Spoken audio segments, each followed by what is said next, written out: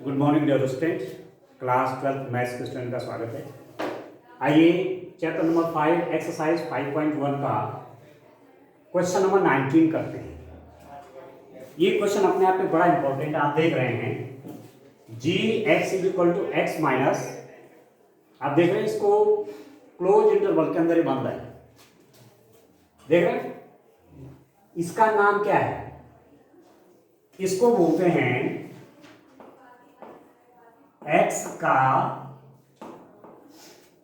महत्तम पूर्णांक फलन।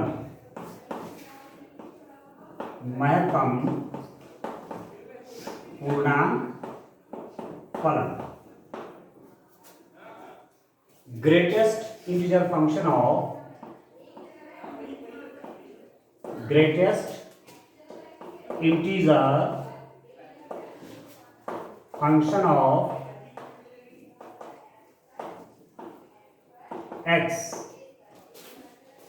x का महत्तम पूर्णांक फलन, greatest integer function of x। इसका अर्थ क्या हुआ? ये जो फंक्शन है ये हमेशा इंटीजर वैल्यू लेता है। इंटीजर वैल्यू का मतलब क्या हुआ? पूर्णांक संख्याएं लेता है। न तो डेसिमल में आएगा, न तुम्हारा कहीं फ्रैक्शन के रूप में आएगा। जैसे किसी टाइम पर यदि मैं लिखूं 1.1, इसकी वैल्यू कितनी है? आप जानते हैं, ये जब नंबर लाइन बनाओ ऐसे 1 2, 1.1 कहाँ? यहां, यह है 1.1 कहीं यहां, ठीक है।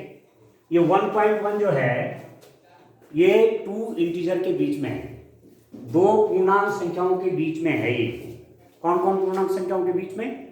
1 और 2 के बीच में। इसकी जो वैल्यू होगी अपने से बड़ा वैल्यू ये नहीं ले पाएगा। अपने से बड़ा पूर्णांक ये नहीं ले पाएगा। लेगा ग्रेटेस्ट इंटीजर, लेगा बड़ा पूर्णांक, पर अपने से बड़ा भी नहीं होना चाहिए। इसका मतलब कहां जाएगा? 1 पर, 0 पे नहीं जाएगा, 1 पे जाएगा, ठीक है। इसकी वैल्यू कितनी होगी? 1 आ गया समझ में? आप लिखेंगे 1.2, ये भी जाएगा 1 पे, ठीक है, क्योंकि 1.2 भी कहां पड़ रहा है? 1 और 2 के बीच में। तो 2 पे जाएगा नहीं तो कहां जाएगा? 1 पे जाएगा। आ गया समझ में? इसे कहेंगे, इसे कहते हैं महत्तम पूर्णांक फलन, ग्रेटेस्ट इंटीजर फंक्शन, ठीक है। ठीक हो गया। यदि आप किसी टाइम पर 0 से 1 के बीच का कोई भी नंबर लेंगे और उसका ग्रेटेस्ट इंटीजर वैल्यू देखेंगे तो वो कहां जाएंगे? सब 0 पे जाएंगे, ठीक है। 0 और -1 के बीच में आप देखेंगे तो कहां जाएगा? -1 पे जाएगा। अब ठीक हो गया। अब आप देखिए इसकी इस फंक्शन की कंटिन्यूटी हमको डिस्कस करनी है कि फंक्शन कंटिन्यूअस है या नहीं है, परंतु ये पॉइंट पर वेरी कर रहा है। मैंने कहा 1 और 2 के बीच की कोई वैल्यू लेंगे तो कहां जा रहा है? 1 पे जा रहा है। और 0 और 1 के बीच की कोई वैल्यू लूंगा तो कहां जा रहा है? 0 पे जा रहा है, वेरी कर रहा है। इसलिए मैं इसकी लेफ्ट हैंड लिमिट और राइट हैंड लिमिट को चेक करूंगा। ठीक हो गया। तो मैं मान लेता हूं लेट या टेकिंग, आप लिख सकते हैं x is equal to C, ठीक है। x is equal to C, C belongs to r, C belongs to r means कि रिप्रेजेंटेशन हो गया किसका? ऑल द रियल नंबर का, क्योंकि एक जनरल पॉइंट ले लिया c, जो कि क्या है? एक वास्तविक संख्या है।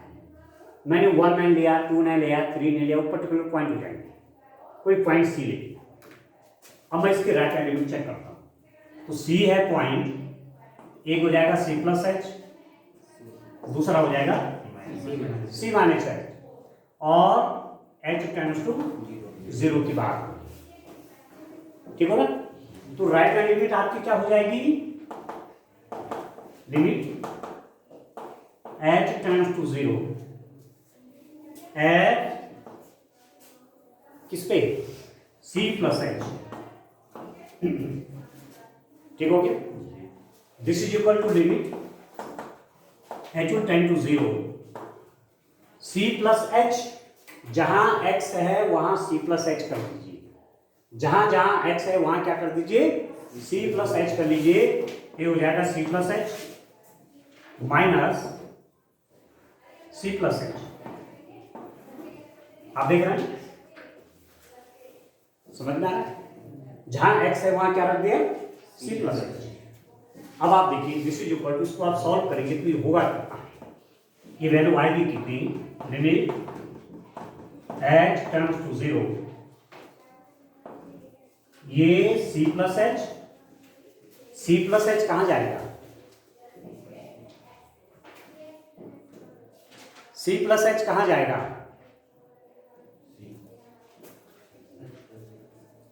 c प्लस h आपका कहां जाएगा, इसके अंदर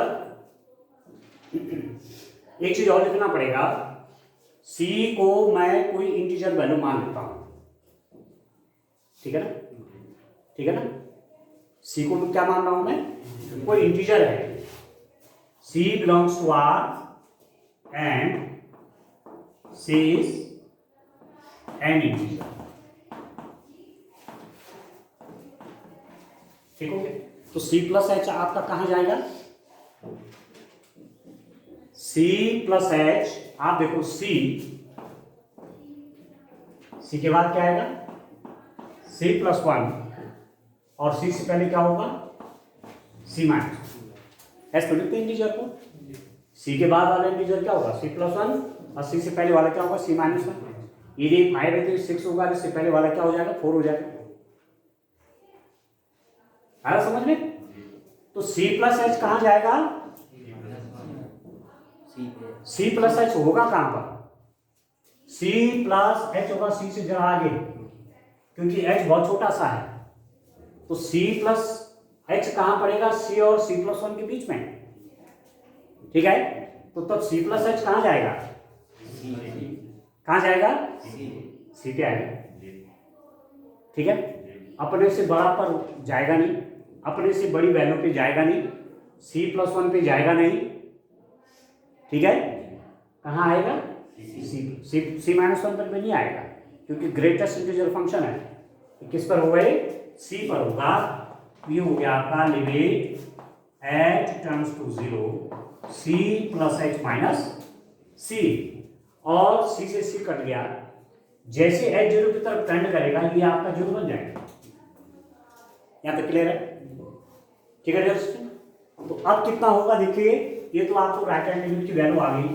अब मैं लेफ्ट हैंड लिमिट की वैल्यू चेक करूंगा, लेफ्ट हैंड लिमिट की वैल्यू चेक कर रहा हूं, तो कितना हो जाएगा, ये लिमिट h टेंड्स टू 0, इसको समझ रहे हैं, x is equal to c belongs to R, c is an integer, या c बिलोंग्स टू z भी हो सकता है, ठीक है, c बिलोंग्स टू z भी हो सकता है, z भी लिख सकते हैं इसको, मैंने चलो यहां लिख दिया, c is an integer, c पूर्णांक संख्या है, ठीक है। तो limit h will tend to 0, हाँ, समस्त पूर्णांक लिख भी रहा है, क्या लिख रहा है क्वेश्चन में, क्वेश्चन में लिख रहा है दर्शाइए gx is equal to x minus greater integer function द्वारा परिभाषित फलन समस्त पूर्णांक बिंदुओं पर, समस्त पूर्णांक, तो मैं इसको क्या ले लेता हूं, z ले लेता हूं, z क्या है, पूर्णांक संख्या है, रियल नंबर पर नहीं देख रहे हैं, कहां देख रहे हैं, आपको चेक ही ये पूर्णांक संख्या को लेकर करना है। तो c belongs to z, z क्या है, सेट ऑफ इंटीजर, पूर्णांक संख्याओं का समुच्चय, ठीक है। इसमें प्लस भी आ जाएंगे, माइनस भी आ जाएंगे, जीरो भी आ जाएंगे, ठीक है। अब लेफ्ट हैंड लिमिट आप देखेंगे, limit h will tend to 0 f c minus h, ठीक है। अब राखी बोलेंगी limit h will tend to 0, बेटा c माइनस h x की जगह पे क्या कर दूंगा, सी माइनस एच, फंक्शन आपका ये है, एक्स हो जाएगा c minus h minus c minus h, and that is equal to limit h tends to 0 c minus h minus, ठीक है, c minus h. C minus h कहां पर होगा आप बताइए, मैं आपसे कह रहा था ये सी है, ठीक है, यहां पर सी प्लस एच है, सी माइनस एच कहां पर होगा, यहां पर आपका है सी प्लस एच, और यहां पर आपका क्या है, सी माइनस एच। ये आपका सी प्लस एच और ये क्या है, सी माइनस एच। सी के लेफ्ट में है ना, नहीं होगा, सी प्लस एच का होगा सी के राइट में होगा, और सी माइनस एच का होगा सी के लेफ्ट में होगा। अब कौन बता रहे हैं, राखी ने हाथ उठाया है कि सर मुझे मौका दीजिए, चलिए हम दे देते हैं। सी माइनस एच कहाँ जाएगा बेटा, कहाँ जाएगा, सी माइनस एच कहाँ जाएगा,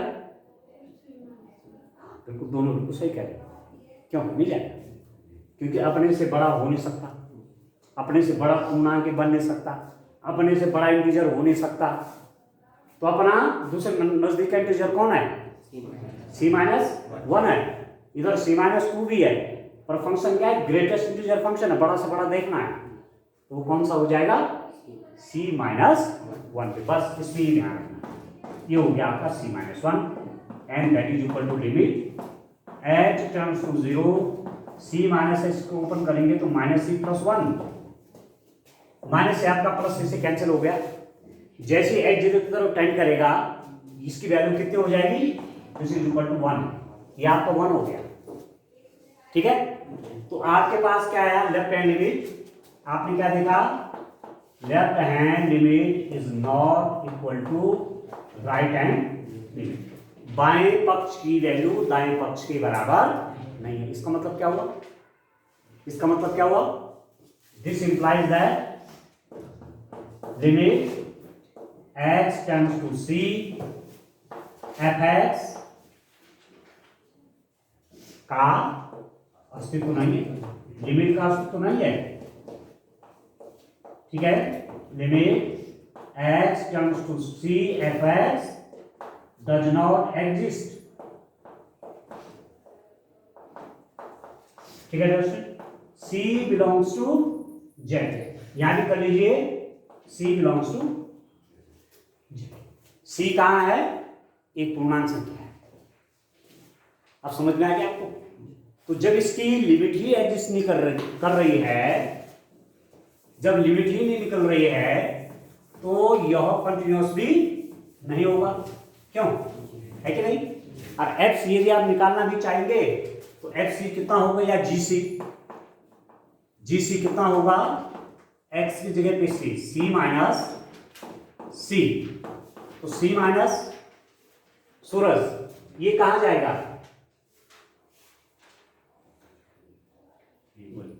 कहां जाएगा, बोलिए बोलिए,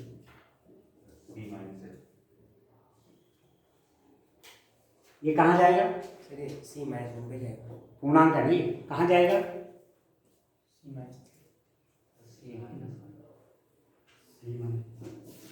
ऐसा है ना, पूर्णांक मान ही आना है, ये समझ, इस फंक्शन की वैल्यू इंटीजर ही आनी है, तो यदि अपने आप में इंटीजर है तो ये इंटीजर ही रहेगा, नहीं समझ। ये तो मैं आपसे क्या कह रहा था कि 1.2 है, 1.2 आपका 1 पे जाएगा, पर यदि 1 है ये तो ऑलरेडी इंटीजर है, 1 ही रहेगा, नहीं समझे। इसका बड़ा छोटे होने का कोई प्रश्न ही नहीं है, ये अपनी वैल्यू पे जाएगा, तो आपका 2 पे रहेगा, 3 यहां लिख देंगे तो 3 रहेगा, पर 3 से जरा लिटिल 3 और 4 के बीच में जितने नंबर आएंगे वो कहां चले जाएंगे, वो 3 पे आ जाएंगे, ठीक है। 3 से थोड़ा लेस, मतलब 2 और 3 के बीच में सारे नंबर 2 पे चले जाएंगे, ठीक है ना, समझ में आ गया। तो आप लिख देंगे this implies that gx is not continuous at x is equal to C, C belongs to R. इसका मतलब G x is equal to C पर संतत नहीं। हो गया क्लियर? ठीक है ना, समझ में आ गई? अब आप देखिए, इसके बाद मैं क्वेश्चन नंबर 20 करता हूं। देखिए क्वेश्चन नंबर 20 सॉल्व करते हैं। क्वेश्चन नंबर 20 किस रूप में हल होगा, इसको समझ गया? ठीक से समझ गए? तो ये चीजें दिमाग में रखनी है। एक नया प्रकार का फंक्शन, वैसे क्लास 11th में भी हमने ये पढ़ाया था, जब वहां पर डिफरेंट टाइप के आपने फंक्शन देखे थे, तो वहां भी ये यूज हुआ था। और इसको, ये क्वेश्चन मुझे ऐसा ध्यान आ रहा है, पूछा भी गया है एग्जाम में। अच्छा क्वेश्चन है, ठीक हो ना? सभी रियल नंबर के लिए नहीं देखना है। किसके लिए देखना है? इंटीजर वैल्यू के लिए देखना है, पूर्णांक संख्याओं के लिए, क्योंकि फंक्शन ये क्या है, वो पूर्णांक संख्याओं के लिए है। अब समझ में आ गया? अब क्वेश्चन नंबर 20 देखिए। क्वेश्चन आपका क्या है? f(x) is defined as x square minus sin x plus 5. f(x) is equal to x square minus sin x plus 5. ठीक है? क्या function f(x) is equal to x square minus sin x plus 5 द्वारा परिभाषित फलन x is equal to पाई पर संगत है? Check, is this function is continuous at x is equal to पाई? इसको आप दो रूपों में कर सकते हैं। इस क्वेश्चन को हम दो हिसाब से कर सकते हैं। एक तो f(x) is equal to, मैं लिख सकता हूं x square plus 5 minus sine x। ठीक है, थोड़ा समझ लीजिए। f(x) is equal to x square plus 5 minus sine x। इसको मैं माना gx लिख दूं, f(x) इज इक्वल टू, ये हो गया आपके पास gx माइनस साइन x। ठीक है, f(x) is equal to gx minus sine x, जहां gx is equal to x square plus 5, gx is equal to x square plus 5। Clear है? Clear हो गया? ठीक है ना? अब आप देखिए ये फंक्शन कैसा है। इसको बोलते हैं पॉलिनोमियल फंक्शन। ये पॉलिनोमियल है। कौन? X square plus 5। X square plus 5 polynomial है। एक्स स्क्वायर प्लस 5 बहुपद है। और एक चीज जान लेना कि पॉलिनोमियल फंक्शन हमेशा कंटिन्यूअस होते हैं। बहुपद फलन हमेशा क्या होते हैं? संतत होते हैं। बहुपद कौन होते हैं? जैसे मैं किस टाइम पर लिख दूं, f(x) इज इक्वल टू, आपने लिखा x to the power n plus 2x plus 3, जहां n आपका क्या है? n आपका है, आप होल नंबर कह सकते हैं। क्या कह सकते हैं? होल नंबर, पूर्ण संख्या। अब पूर्ण संख्या आप जानते हैं क्या होती हैं? 0, 1, 2, 3 एंड अप टू 100। यदि पावर, वेरिएबल की पावर क्या हो? 0 हो। 0 मतलब constant. x to the power 0 कितना होता है? x टू द पावर 0 कितना होता है? x टू द पावर 0 लिख दिया कितना, या 5 टू द पावर 0 लिख दिया कितना? 1 ही होगा ना, क्योंकि मैंने 1 लिख दिया है ना? 0 पावर हो, x की पावर 0 हो 1, 5 की पावर 0 1, 10 की पावर 0 हो 1, पर 0 की पावर 0 हो,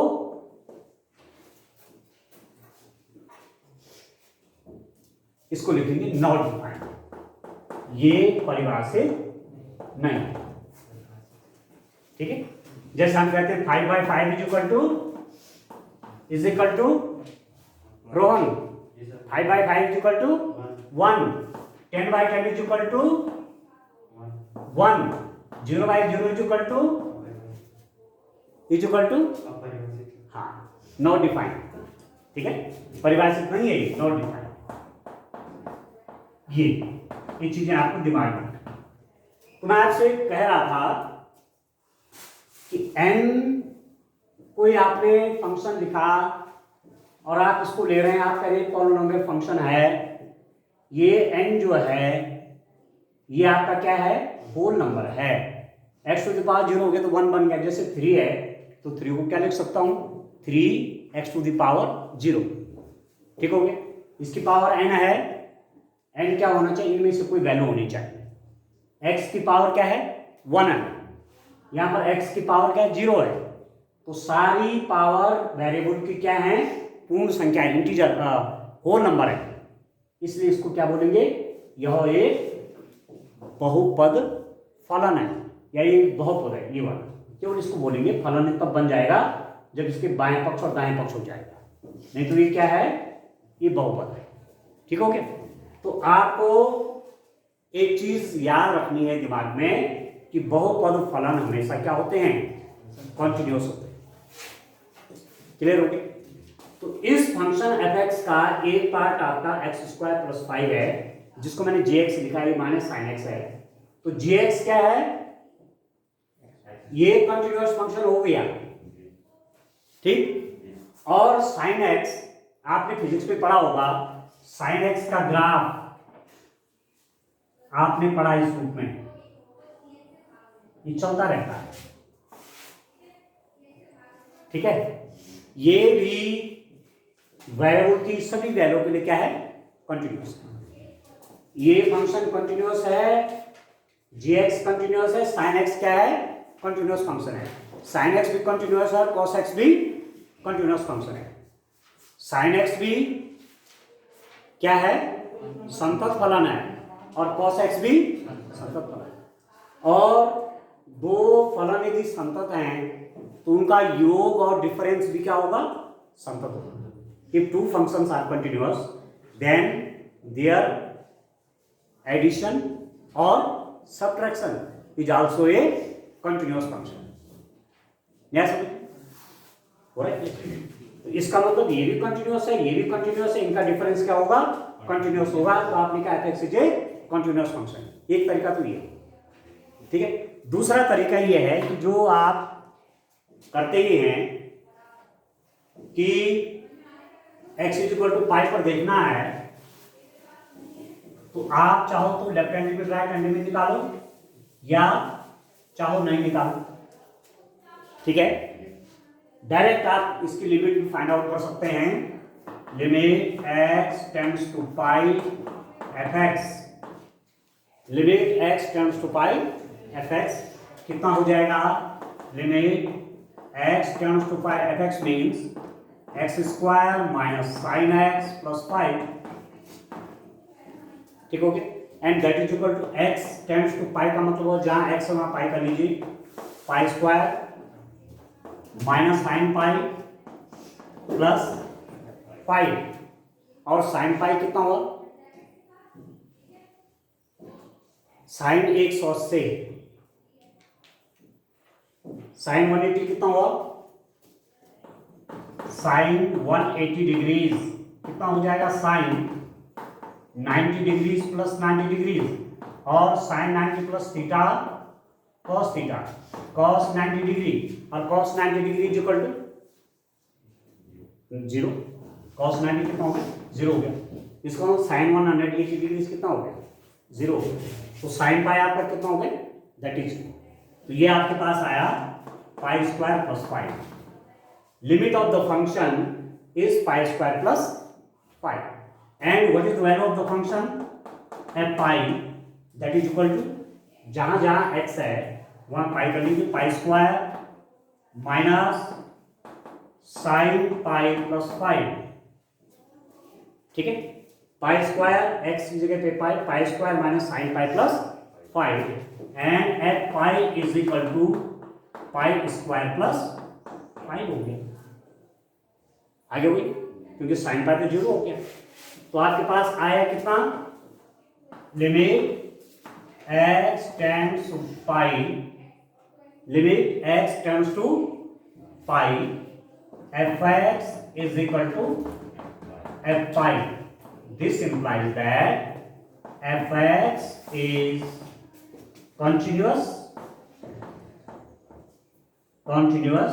at x is equal to fx x is equal to pi पर समतल है। आया समझ में? ठीक है, तो ये फंक्शन आपका क्या निकल गया, ये आपका कॉन्टिन्यूअस फंक्शन निकल गया। ठीक हो गया? ठीक है, तो इस रूप में क्वेश्चंस को करें तो अभी थोड़ा सा और समय इसको देंगे।